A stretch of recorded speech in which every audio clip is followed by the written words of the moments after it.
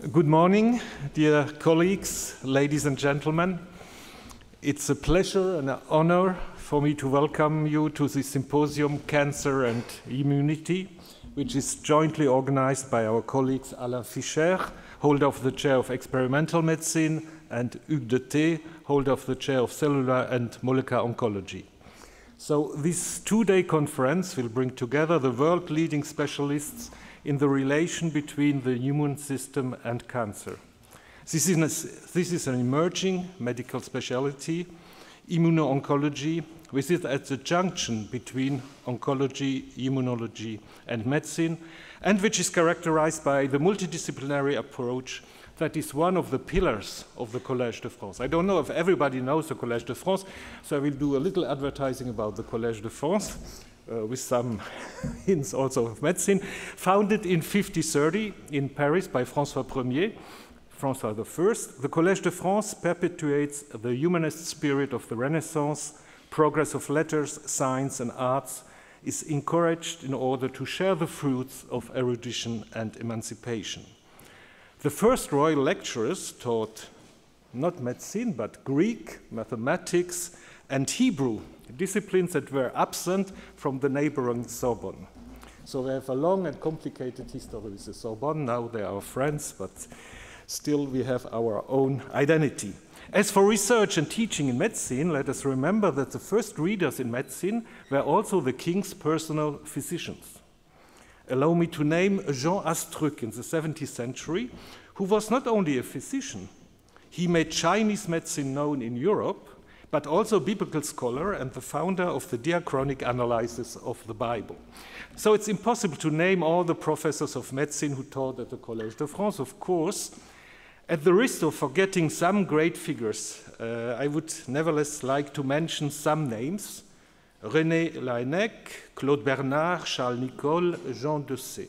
As for cancer research is concerned, Antoine Lacassagne and Charles Oberling are among the most emblematic figures. These eminent specialists could not have found a better establishment than the Collège de France, a unique institution in the world, whose motto is Docet Omnia. We teach everything. No field of knowledge is excluded. And the second motto is research in the making. The Collège de France does not teach acquired truths, but the latest discoveries and hypotheses of scientific research.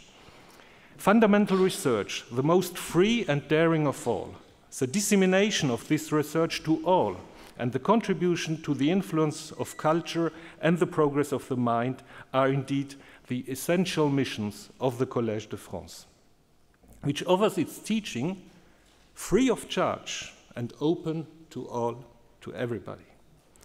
The collegial choice of the Collège de France Assembly of the Professors for the election of new colleagues is guided only by the importance and originality of the candidate's work. And these provisions allow for a great deal of freedom and makes it possible to welcome new disciplines and bring together researchers working on different themes. And this is exactly the case today. Alain Fischer will give you some hints about the program, and Hugues de Thé will complete it. This symposium will be an opportunity for discussion also. Questioning will be a privileged moment in this field of research, which is more important than ever. I wish you an excellent conference.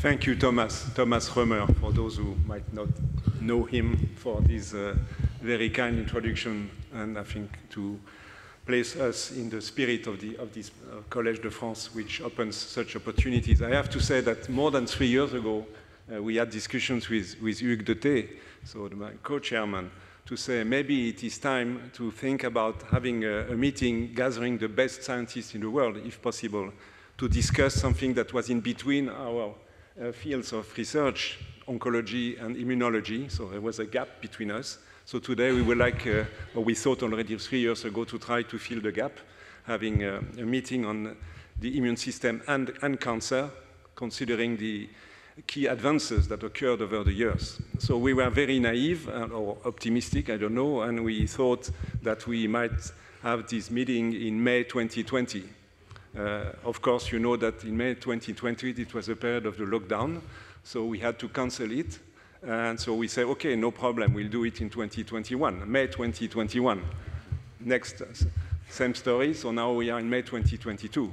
So I would like to thank for 3 times, not only once, but 3 times, because they accepted 3 times to come, the speakers to come over to participate to this meeting. Some of them, as you will see, or you know from the program, and you know them, are coming from far away, including the west coast of the US. So many thanks for your participation. And I know that for some of them, this is their first meeting since the COVID is no, so making so much pressure on us. So again, maybe it's a 4th occasion to thank them.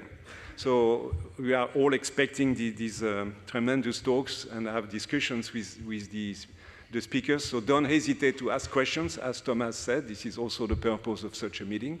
But to finish my introduction, I would like also to thank those who helped the meeting to take place. Without them, there wouldn't have been any meeting. First, of course, the Collège de France, which offers all of the facilities you are today in. But also, I would like to thank others who contributed, to start with la Mairie de Paris. And we have the chance to have with us this morning Madame Lemardelet. She is the Deputy Mayor for Research and University at the Mairie de Paris. And the Mairie was very generous enough to support us, to support the meeting, actually. They said yes more than 2 years ago, and they said again yes and yes, year after year, to have the meeting taking place. And besides the Mairie de Paris, we are also supported, and thanks to them, by the Institut National du Cancer, as well as la Ligue Nationale contre le Cancer, and the ARC, the Association de Recherche contre le Cancer.